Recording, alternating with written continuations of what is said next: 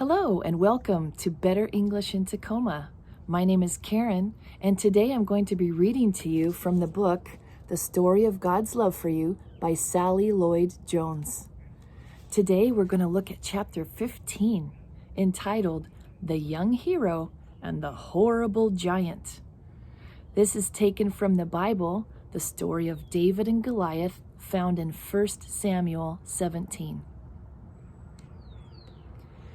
God's people had some scary enemies, but the Philistines were the scariest of them all.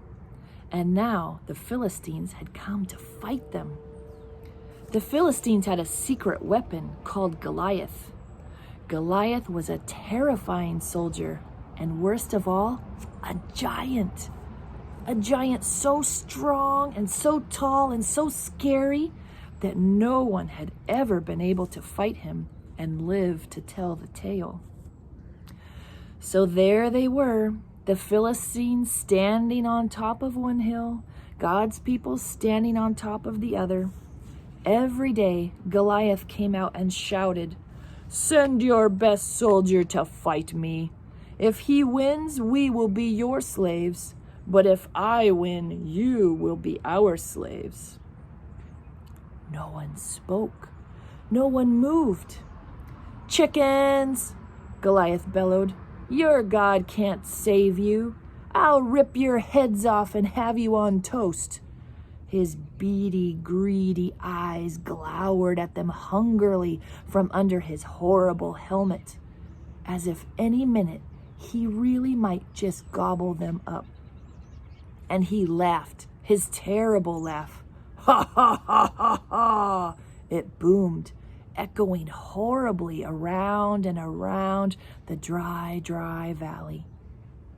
Well, Goliath might just well have been a green, slimy monster with 3 heads, because God's people froze with fear.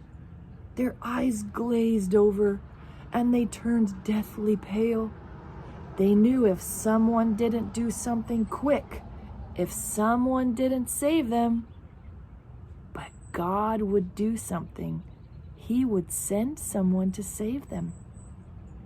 Now you remember that David was the youngest son of Jesse? Well, his brothers were soldiers in the army. One day, when David brought his brothers their lunches, he saw Goliath, and he saw how scared everyone was. "Don't be afraid," David said. "I'll fight him for you."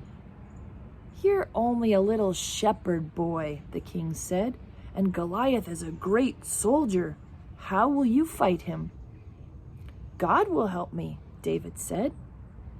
So the king gave David his royal armor to wear, but it was too heavy and too big, and David couldn't even walk. "I won't need this," David said. Instead, David picked out 5 smooth stones from the stream. 1, 2, 3, 4, 5.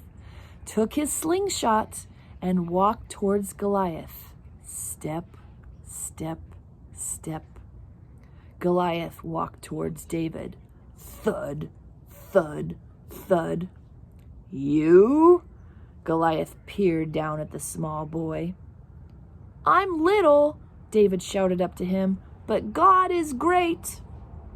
Goliath laughed, an even terribler laugh than as usual.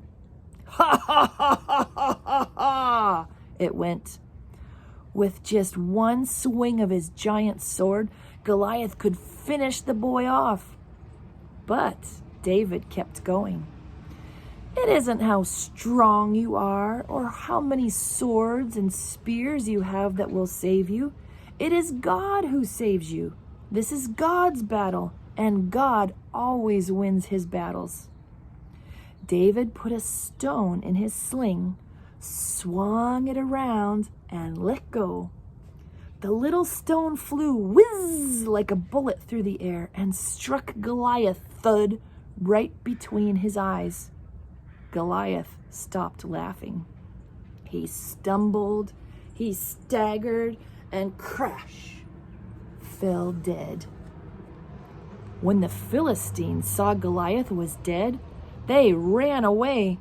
And when God's people saw them running away, they cheered. God had saved his people. David was a hero. Many years later, God would send his people another young hero to fight for them and to save them. But this hero would fight the greatest battle the world has ever known. Thanks for joining us on Better English in Tacoma. We look forward to seeing you next week.